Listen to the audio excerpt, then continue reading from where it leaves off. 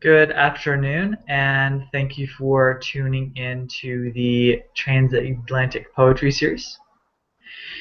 Today is April 26th, 2015, and I'm very pleased to present Sean Street and Philip Fried, who will be reading today. And I always get people's names wrong because I studied too much Latin and Greek in high school, and so there's about 5 different pronunciations that I have rolling around in my brain at one time. Sean Street has published 9 collections of poetry. His latest is Cello from Rockingham Press, which came out in 2013. His poetry appears in Agenda, Acumen, and Poetry Salzburg Review. He lives in Liverpool in the United Kingdom, and Sean makes radio documentaries for BBC, Radio 3 and 4, as well as other international broadcasters. A major interest in Sean's writing is how audio experience interacts with memory. And 2 recent prose works published by Routledge explore this subject in forensic and poetic detail. Sean Street is the Emeritus Professor at Bournemouth University in the United Kingdom, and his PhD is in pre-war radio history. You can read more about Sean at seanstreet.com. That's SeanStreet.com. And check him out on Twitter, where really everybody is, at seanstreet7.com. The 7 like this, seanstreet7.com on Twitter. Philip Fried, who will be our second reader today, has published 6 books of poetry. His most recent is about the national security state, and it's called Interrogating Water. It was published by Salmon last year. He has recently published in Poetry, Poet Lore, the Warwick Review, and the Poetry Review. He also has work forthcoming in Plume and the Notre Dame Review. If I'm remembering right, Publishers Weekly called his 5th book, Early Late, New and Selected Poems, skillful and memorable. And Tim Leodet wrote in the Warwick Review that it was deeply subversive. The Literary Review said, in realms between and including the almighty and actuarial tables, Fried speaks every language faithfully and eloquently. Rejoice, read. Philip is also the editor of the nationally circulated magazine, The Manhattan Review. You can find this in many Books A Million throughout the United States and many bookstores in New York. I'm John Gosslee, the editor of Fjords Review, your host for this evening. It's our latest issue in 1,000 bookstores in the United States and Canada. You can look for us in Indigo Chapters in Canada, Barnes & Noble, Books A Million, and many other bookstores in the United States. And we will also be in some bookstores in Japan, Germany, and the UK. This particular edition in about 2 months. So you can look for us there as well. I'm very glad to get both of these very accomplished poets with us today. And without any more accolades or distractions, here is Sean Street. Thank you, John, and good evening.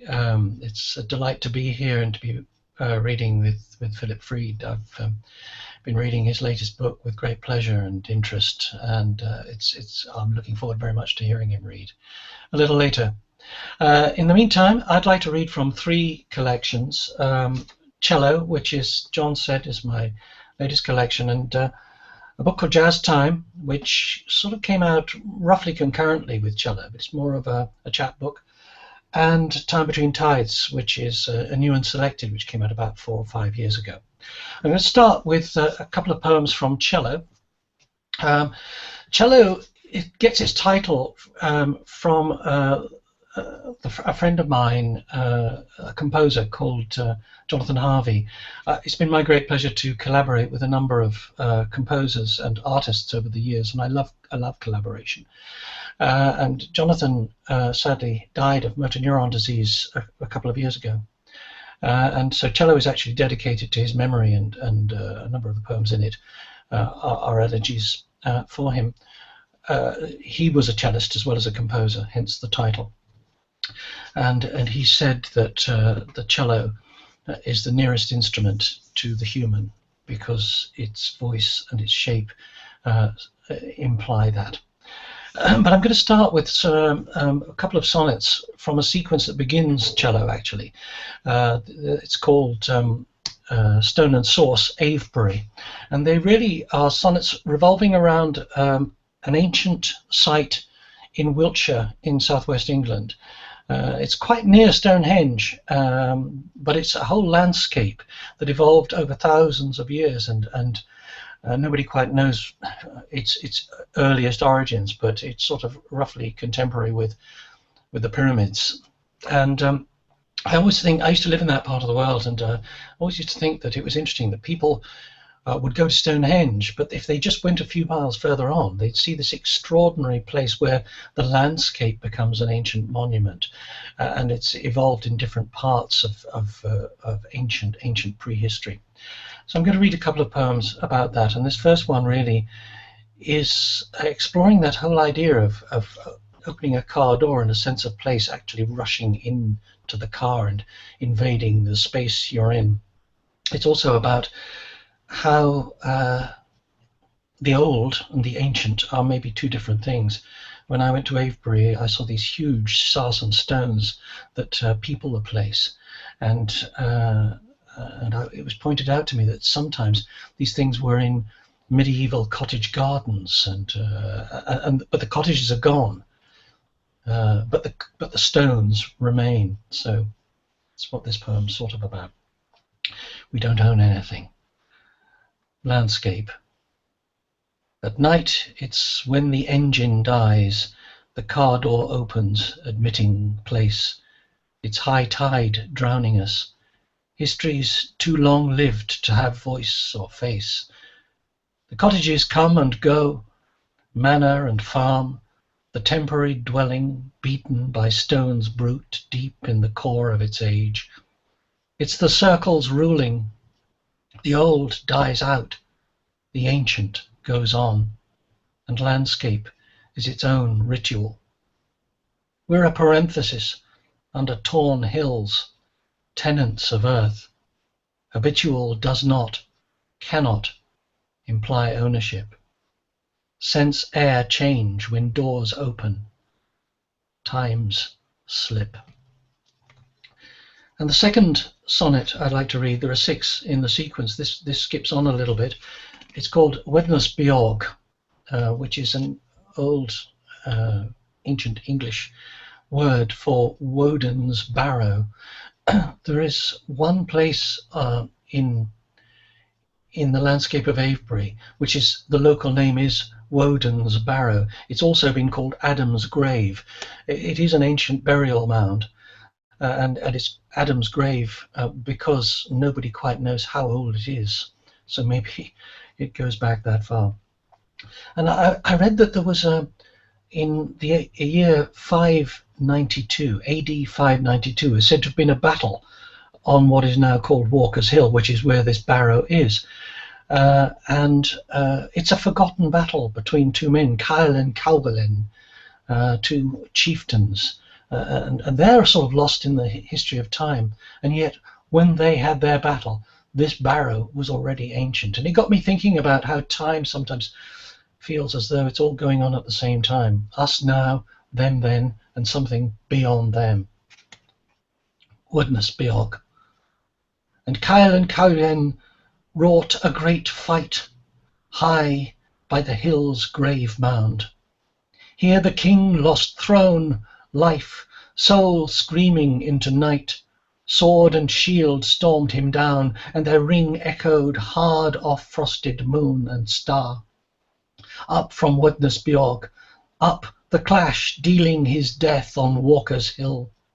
Far through galaxies they heard Cylwen pass, but blood's roar could not stir the sleepers in the broken tomb.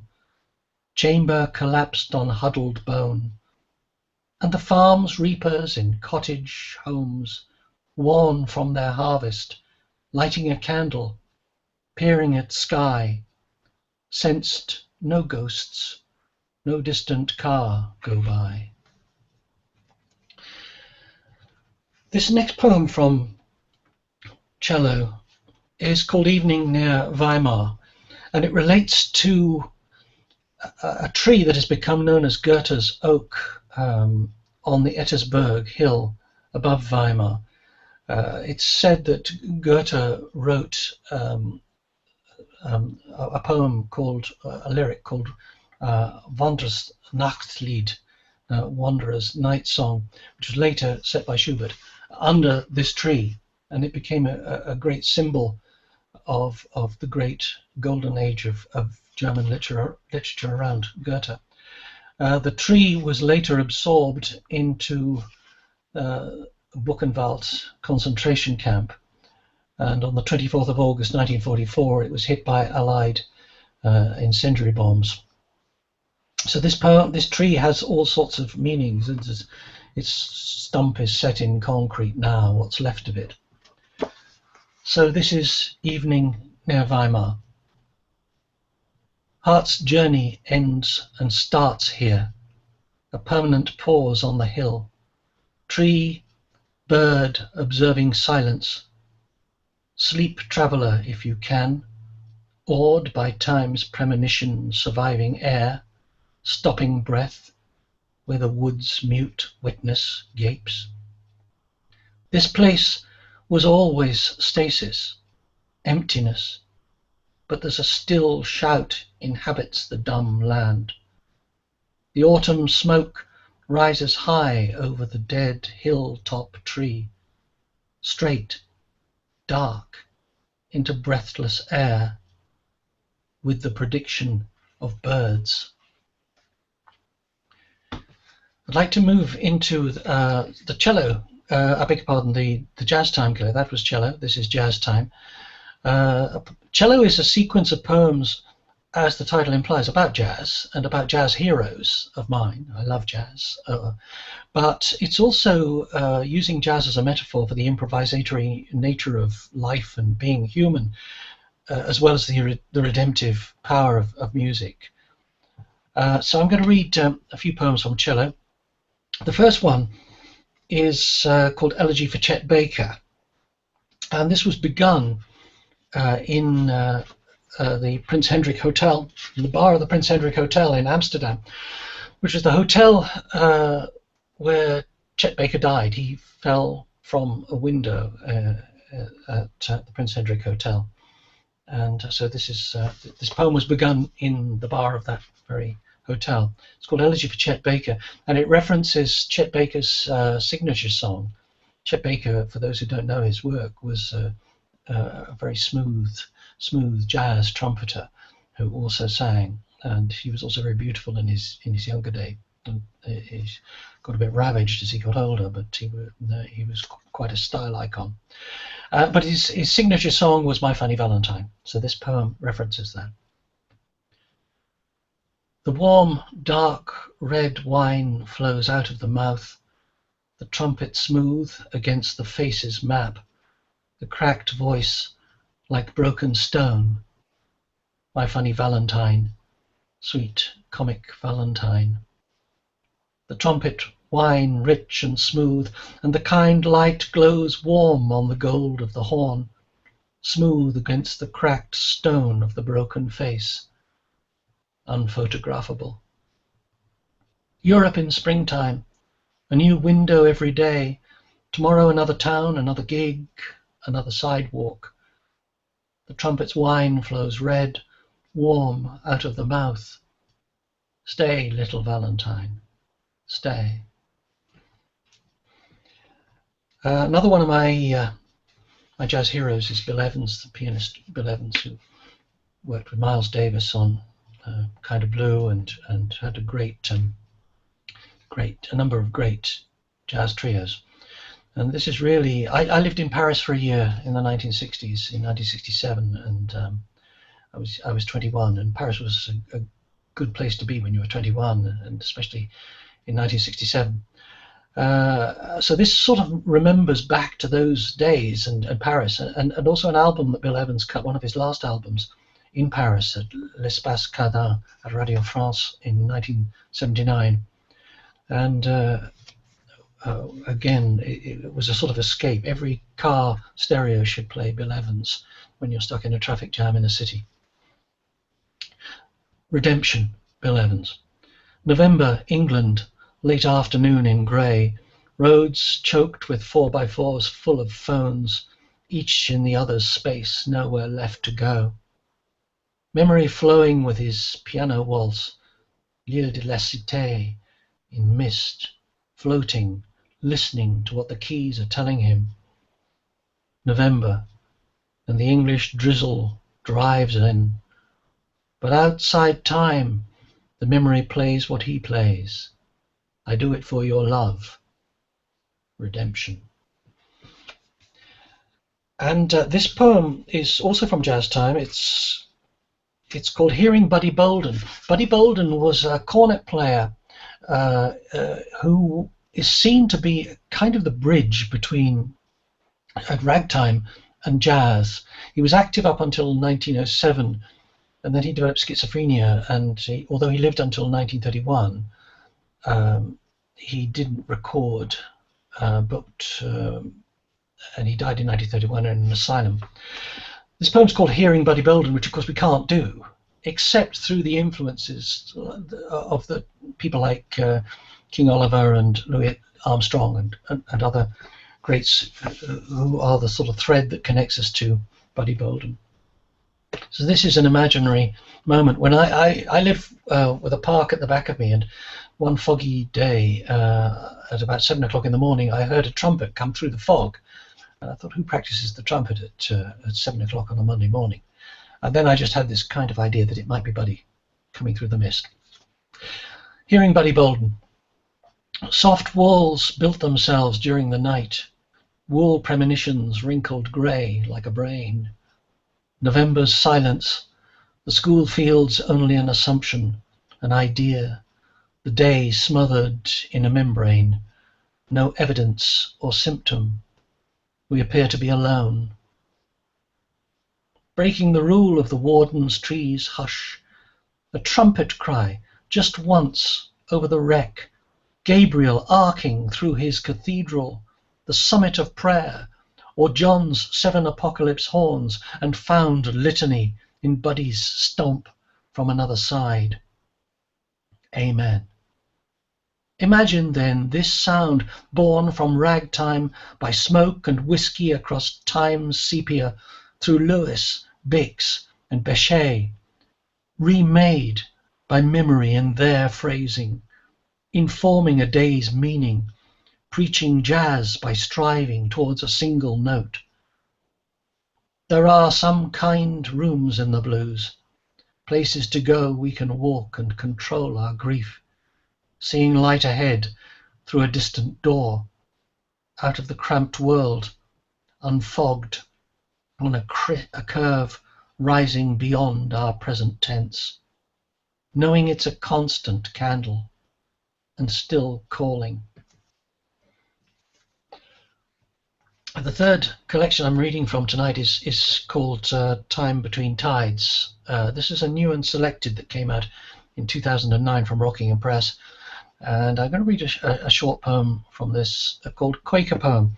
I mentioned earlier that I love collaborations, and one of the collaborations I took great joy in was with a painter called George Dannett. George is no longer with us, but he was a Quaker and painted a piece which impressed me very much called Icon of Silence, oil on canvas, 2001. And it was an attempt to paint the silence that is at the heart of a Quaker meeting. And so I took that painting and tried to, if it were, turn it into words. So it's called Quaker Poem. The door opened into a space. I heard stillness offer itself towards the shape of a prayer. Coming out of light, we return after all. In the meantime, there's silence, white paper between words, going where noise of words cannot. Present even under these days, a space just beyond the next door. It's very appropriate, really, to be reading with Philip tonight in New York, Liverpool to New York, because in just a few days' time here in Liverpool, we see the launch of a new festival of literature run by an organization here, a very active and terrific organization called Writing on the Wall. And every year they have a festival in May of literature and music and so forth, but it's principally literature. And every year it has a theme, and this year's theme it's called American Dreams, and it explores the links between New York City and the New World and Liverpool, which for many years has been a conduit into and across the Atlantic. So it's being celebrated by American writers and British writers for a month, and I have the pleasure of being a part of that and reading with a guitarist called Neil Campbell and a wonderful jazz singer called Perry Allen Hughes. And we have a program of poems about estuaries and rivers based on a sequence that is in cello called Towards the Estuary. So I'd just like to, we're on, if you're in the northwest of England on the 19th of May, do come and see us. We're on in Liverpool on that night with our new program. But I'm going to read a couple of poems from the estuary sequence in cello, which reflect that. And the first of those is called Shipping Movements, and is about really how docks get haunted, especially when they become abandoned. Shipping Movements, Canada Dock, Liverpool. Unseen at night, we held a conversation about shared things, slow, quiet tide. Alone on the strand, standing on the strand, memory shows tide because of sound's self, sound of the current playing with the ebb. Under dark sound, tide as memory, tide, dock, wasteland, estuary, funneling memories, last boardings, embarkations away, widening, distancing, leaving the kiss of departing sea. Buried in the earth of a coat against cold, with nothing seen but only felt, there's only this ice in the wind along the strand. Awake at night, and surprised as always to be here, memory's night sound still there from the slow tide's ebb. We held a conversation about things shared, although I was sleeping and you were dead. At least one of us awake to hear steps on the wharf, a closing door at 4. No one there, waiting, only the resumption, only daylight hiding the morning, only the morning sound of old broken ships. And I want to read a couple more poems. I recently published a prose book called The Memory of Sound, and The Memory of Sound was about how sound can help us in our memory preserve self, a sense of self. And while I was writing this book, it sort of became very personal, because my father-in-law, who was very elderly and reached a great age, developed a form of vascular dementia. And so there's a sequence of poems that actually cross over between Time Between Tides and cello. that explore this strange world of realities, dual realities. And I'm going to read one of those poems now. It's called A Different Door. And this really happened. My wife was visiting my father-in-law, her father, in a care home. And he said an extraordinary thing. He said, I always look for you through that door, wait for you to come through that door. But my wife, who'd passed away some years ago, she comes through a different door. And he pointed at the wall. It was the genesis of this poem. He was always staring at the wall when we came visiting, as if waiting for something else to happen. Intent he was, spoke of the other door he was watching. So we diagnosed between us how he'd begun to misunderstand the mix of it, the voices that confuse thinking. There's wind in trees, but it's a waterfall. That's how non sequiturs sing. There's a gutter outside sobbing in the rain. When does weather change, dark begin? When did that laugh turn to cry? When's silence? So much white noise. But somewhere there was whispered singing, a moment caught between signals, between tectonic plates crash, the stillness amidst the thunder of dying, a crack in the brain unlocking two notes like sweet gunshots. Listen, the ghost of a guitar, just two notes, silver, gold, you and I, if only we had been sound, you and I as we were, before the cacophony tangled us, the original simple song. He waited each day, watching for visitors. At first the room stayed empty. He barely noticed the rest of us. Then one by one, sister, brother, father, mother, finally the most missed, came through another door. He's confused, they said, but it was their confusion. Actually, it was sharp, clear, two sweet gunshots to the brain. Honesty's all in the mind.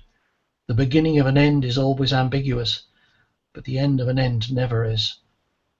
He and she, the two of them moving invisibly past us, watch as we might, through a doorway in a nearby wall. And I'm going to finish with a very short poem that picks up on that theme, the idea that the beginning of an end is always ambiguous, the end of an end never is. This also comes from the estuary sequence, and it's called Change. I'll finish with this poem. Its sound tells us of the tide's turn first. Down by mudflats, deceptive sand, sea sends signals, high frequency. It's really worth a close listen, because flood starts with a hiss, then a glisten, then drowns. Transmissions current, sound shows. Curlew, plover, redshank, they hear. Each knows. Thank you very much. It's been a pleasure to read those poems, and I hope you found something to like in them. Now back to you, John.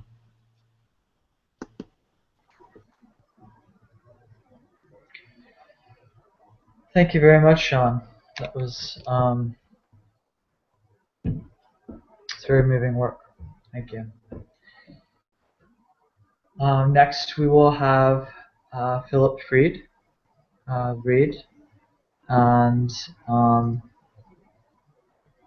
Philip, as I said before, has published 6 books of poetry. His most recent is about the national security state. It's called Interrogating Water. It was published by Salmon in 2014.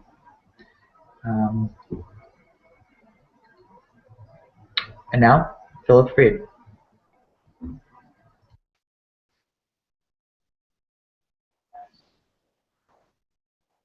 Thanks very much, John. I want to acknowledge our host, John Gosslee, the editor of Fjords magazine, and very distinguished fellow reader, Sean Street. It's a pleasure to listen to his poetry.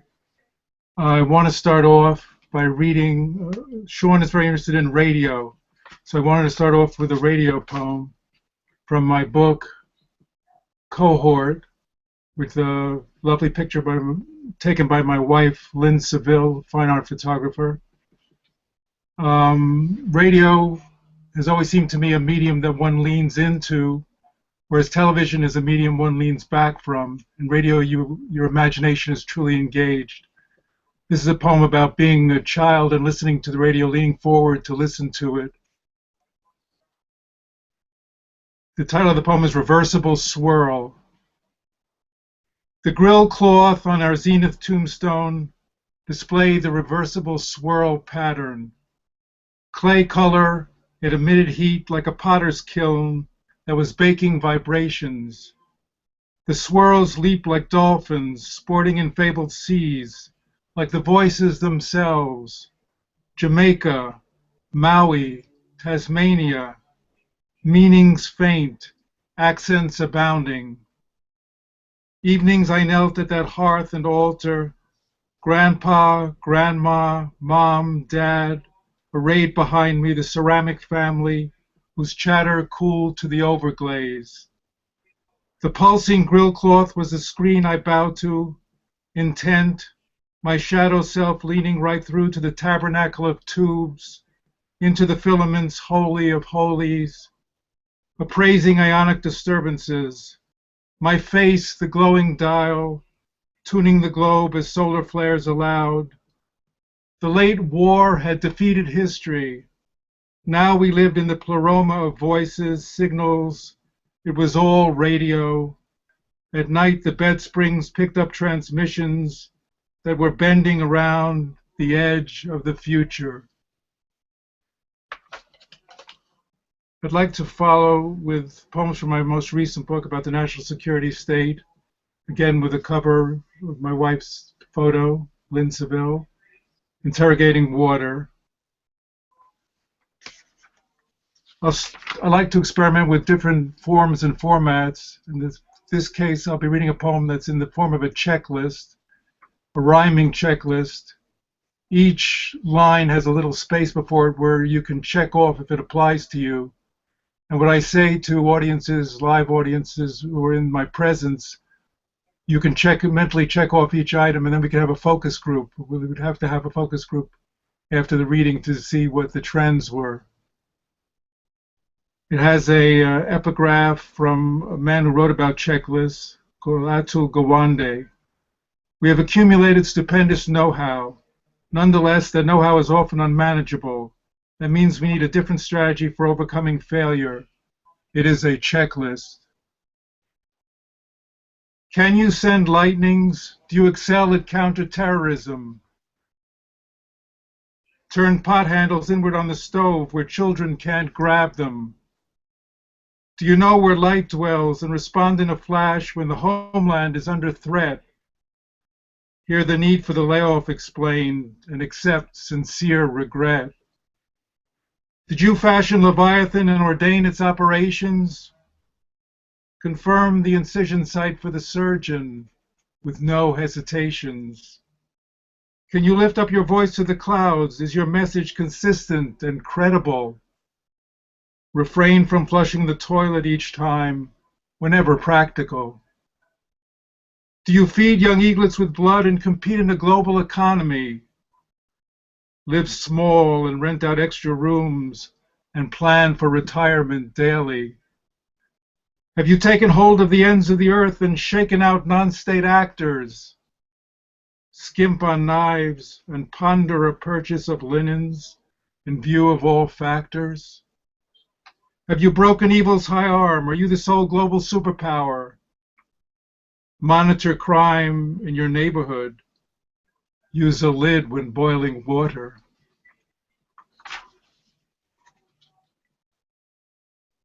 This next poem from Interrogating Water is about the making of the atom bomb. I like to combine voices in different registers. In this case, there's a 1940s voice of American can-do, know-how, engineering technology, combined with Hebrew mysticism, throne mysticism. So the American engineer is perceived as sort of in the same tradition as the Hebrew mystic, but sort of outdoing the mystic. It's called practical mysticism. In dormant form, the fissile godhead appeared as two withheld parts, projectile and target. But counterintuitively, the revelation was triggered by firing target into projectile. To avoid mishaps that could ignite the divine prematurely, lightning, fire, short circuits, we ran extensive tests of the gun assembly, a protocol known as tickling the dragon's tail. While primitive mystics fumbled with nebulous concepts like measure of height, or boldly and bizarrely described and tried to survey the deity's limbs, we calculated and fixed the height precisely. 580 meters, with an epiphany of 18 kilotons that radiated 3 kilometers and the span of forever. Heirs of an age-old tradition, we brought know-how and can-do to the quest for his cheekbones and beard, grounding the metaphor at last in thousands of consecutive membranes and diffusion tanks, miles of Teflon tubing, cascades of sifting, purified God, teasing judgment from mercy. Nor did we flinch from intimacy in the labyrinth of process, kidding him with nicknames like Thin Man, Fat Man, and Little Boy, until our own image was mirrored deep in the formless.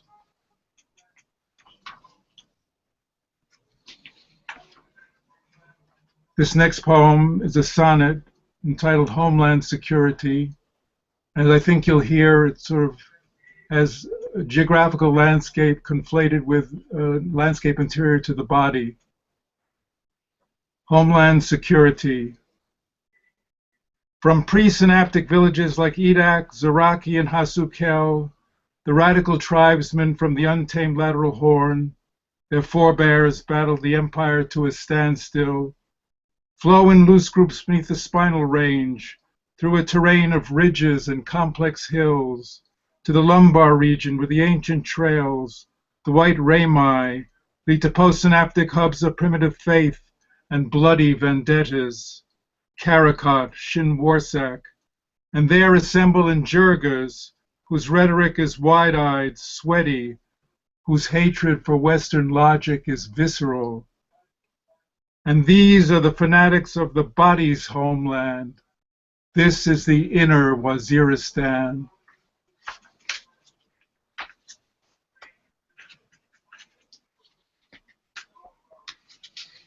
The format of this next poem is a press release. I often feel that military language, this is a press release from the military, it wants to move toward the mystic, so what I try to do is step aside and let it go all the way, which it seems to want to do. There are some abbreviations in the poem. CENTCOM is Central Command, MEU is Marine Expeditionary Unit, DOD is, of course, Department of Defense, and COIN, C-O-I-N, is Counterinsurgency. Press release. CENTCOM. Within a cluster of vapor and formlessness, 1-11-11. Because in the winter campaign the flow broke through and did not break through its aura, the commander will commit elements of the 26th MEU to exploit gains in the concealed battle. This is a short-term deployment, part of the long-term quest to attain the presence, ascending to ever greater stability through names that approximate the name. Provider, shield, shepherd, banner, just cause, enduring freedom, I am. The 26th operates from Altair, Alfawaris, Deneb, and Dhabi to support the DoD's forward posture in the theater of the Erythraean Sea. The commander, guided by a billion simulations with target quality data, employs the theater reserve at will, imposing rigor and bestowing mercy in the sphere of low power. For in COIN operations, water is crowned with fire, and fire enters water.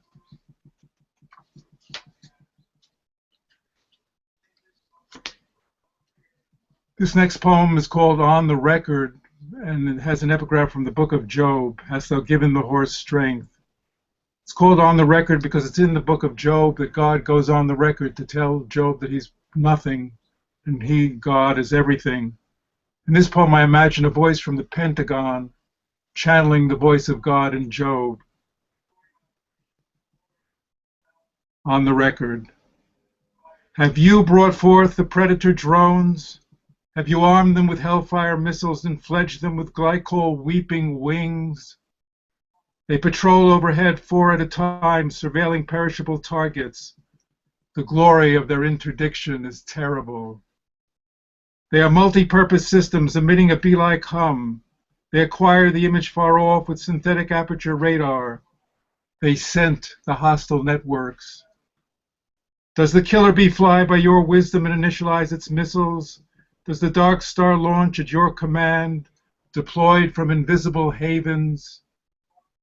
Who are your secret sources? Do you know where militants lurk, under the shady trees, in the whisper of reeds, erased by willows and shadow? Have you seen the treasures of the hail? Do you know how the east wind is scattered, or when the Haqqani travel in unmarked vehicles? Where were you when the car was obliterated by 2 blasts from nowhere? Can you number the motes of once living dust? Do you know the remote village where darkness resides? Have you issued occult directives on collateral damage? Can you bind the sweet influence of the Pleiades, or configure the Reaper for deadly persistence? Whatsoever is under the whole of heaven is mine.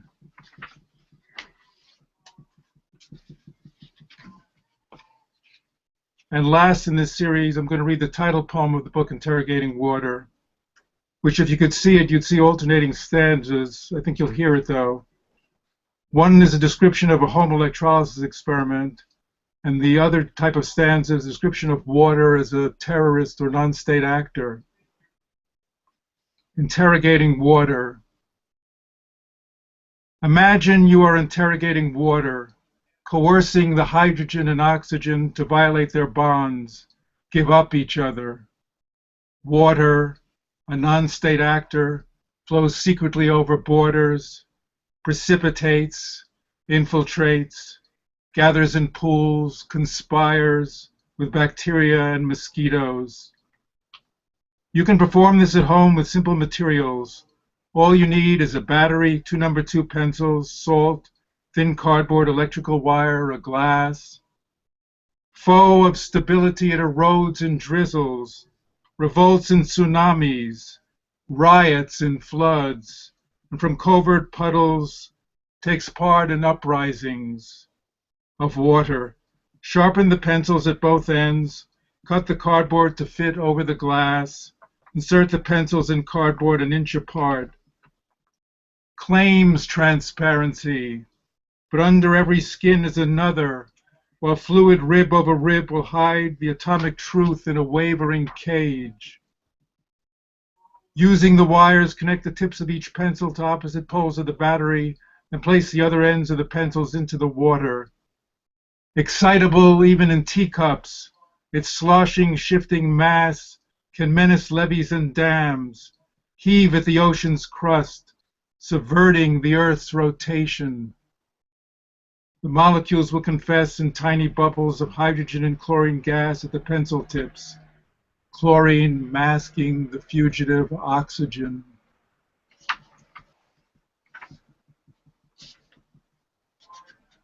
For final 2 or 3 poems, I'd like to read from a recent addition to an older series I've been writing about a character called God. Any resemblance to an actual deity is purely coincidental. One colleague of mine calls these poems a kind of antic theology, and that seemed to me like a good description. First one sees God on an analyst's couch, talking to a silent analyst. Title is God Says. Doctor, I'm a little bit like Manhattan. Starting as a settlement at the tip of possibility, I've grown like a fire, that feeds on itself into an island that roars and crackles with time, a sacrifice to the vertical, where every glance, gesture, caress is tinder. Doctor, is there a cure for these urgent minutes? Will I always be a rapid, persistent reaction, releasing heat and light? The hour will soon be up, but I'm sooty with ash from the Pleistocene, and now my skyscrapers jab like Stone Age spears. Have I crossed the land bridge from Siberia yet? Will crime be reduced? Will I be well policed? Is your silence Freudian or Buddhist?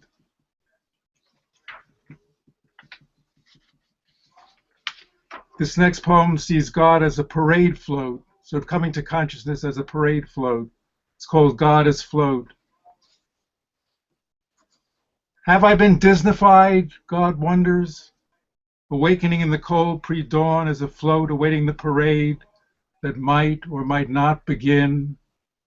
Suspended by pulleys, he realizes he's a Leviathan mishmash of tools and industrial rubbish, and dreams of the upcoming rituals. As I pass through crowds, a parade of one, children will leap at me trying to snatch a rake, green tube, or backhoe bucket from my assemblage. To them, a giant jungle gym that bristles with prizes. Adults will venture mental jumps by first identifying each item of their collective life that shapes me: hammer, hard hat, battery, wire, wheelbarrow, tire, fan, before they make more speculative leaps with questions of form and augury. Is it a dragon or an explosion? A phoenix or a porcupine cloud? Does it bode well or ill? And I'll want to cry out, I'm what hovers above your heart's abandoned construction site. And for my last poem, I like to imagine God as a street performer. It's called God the Busker, and the subject of the poem is global warming. God the Busker. It's early in the Anthropocene, late in the Cenozoic, as the commuters travel incessantly through the tunnel in mechanical parade. No one speaking, only the scrape of a myriad of souls and the bittersweet tones rising from the CD player behind the conductor. Is it orchestra -1? The shock of white hair in a bowl cut. Few take notice as he wields his baton. Amid the lull of dreams, this music, Mahlers das Lied von der Erde, is a second's distraction if heard at all. How far will a busker go to earn a few bucks? The gleanings in his overturned fedora are sparse.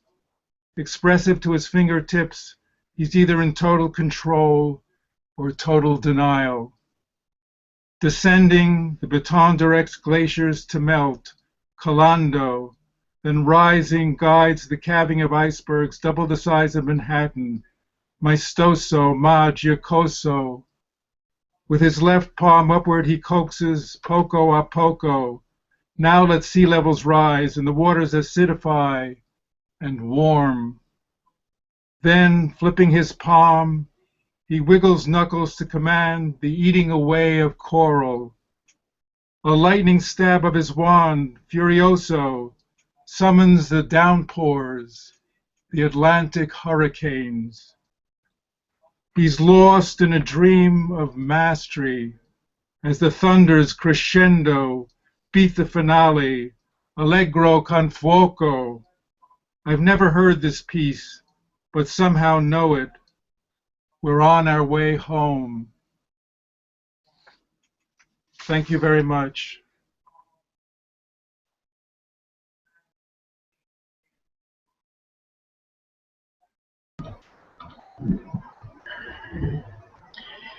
Philip, thank you.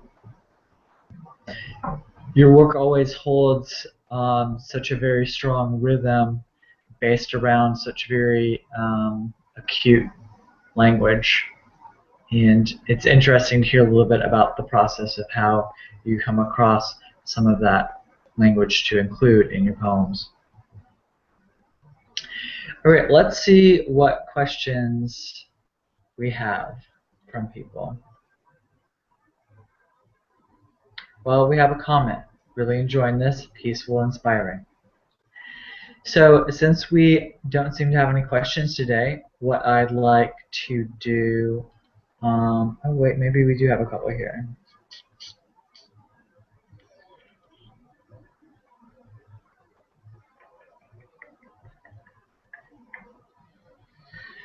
All right, since we don't have any specific questions today, what I think would be interesting is we just have about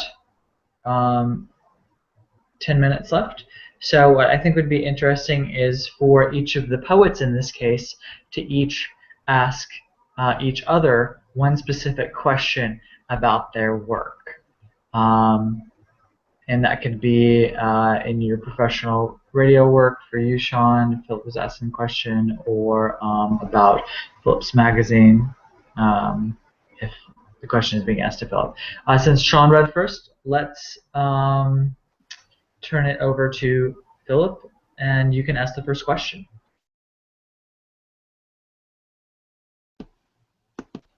Okay, one of the things that I sensed, I'm not sure this is a question, but one of the things that I sensed in your reading, first there was this wonderful evocative sense of landscape and sort of the hauntedness of it in time.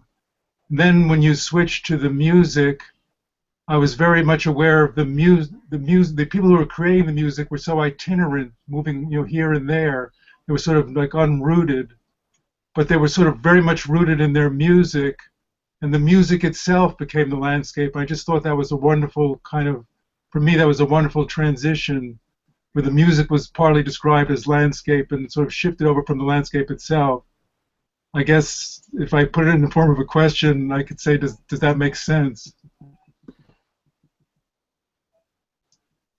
Thank you very much for the question, Philip. Yes, it does make sense, actually, a lot. I mean, it comes back to sound, doesn't it, really? And the whole, as I said earlier, and as you referred to, I've worked in radio for 45 years, and sound is an obsession, really, for me.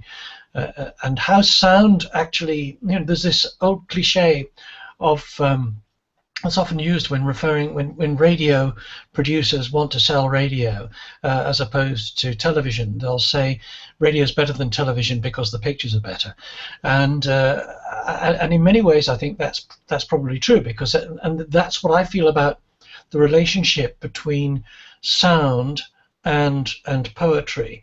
That a poem may be black words on a white piece of paper. But it is full of imagery, and so is radio. Radio is sound coming out of metaphorical darkness, but it creates pictures in the mind. And so the idea of landscape through sound fascinates me very much indeed.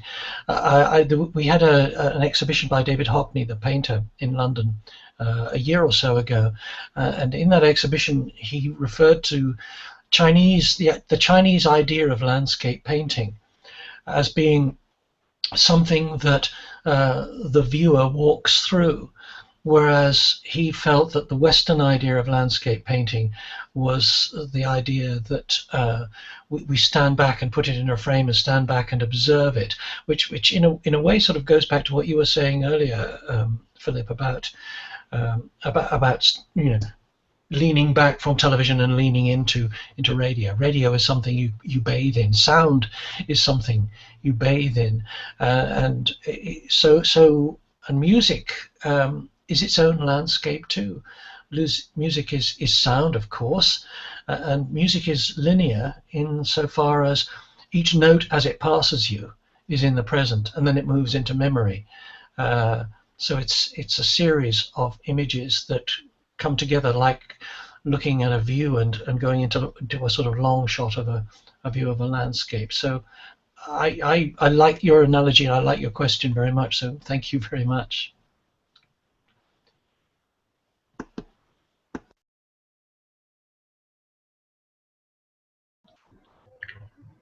And Sean, please go ahead and respond with your question to Philip. Yes, I was very taken with Philip's reading, and Philip, something that struck me in your introduction to one of the poems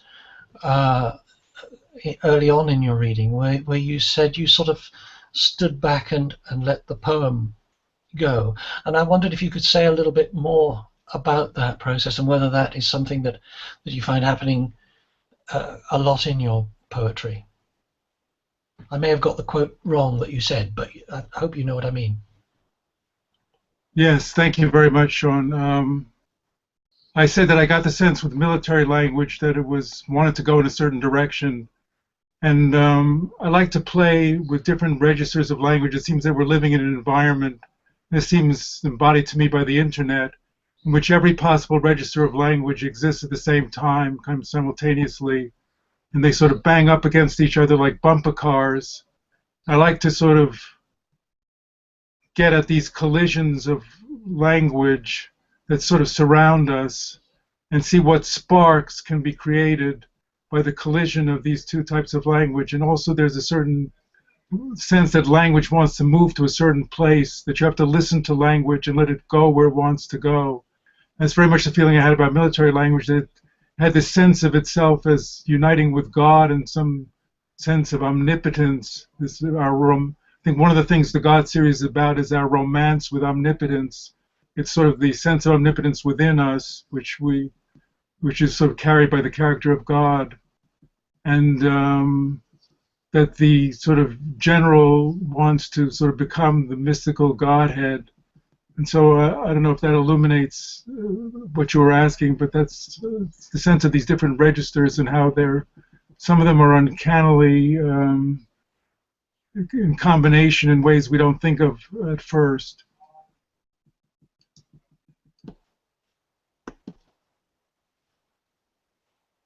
Yes, thank you. That it very much illuminates it.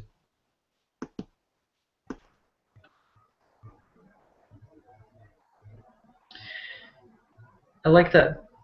I like this forum of the poets asking the questions. I think that we get a little bit more specific questions, talking about each other's work many times. Thank you both, Philip and Sean, for reading today. This has been a particularly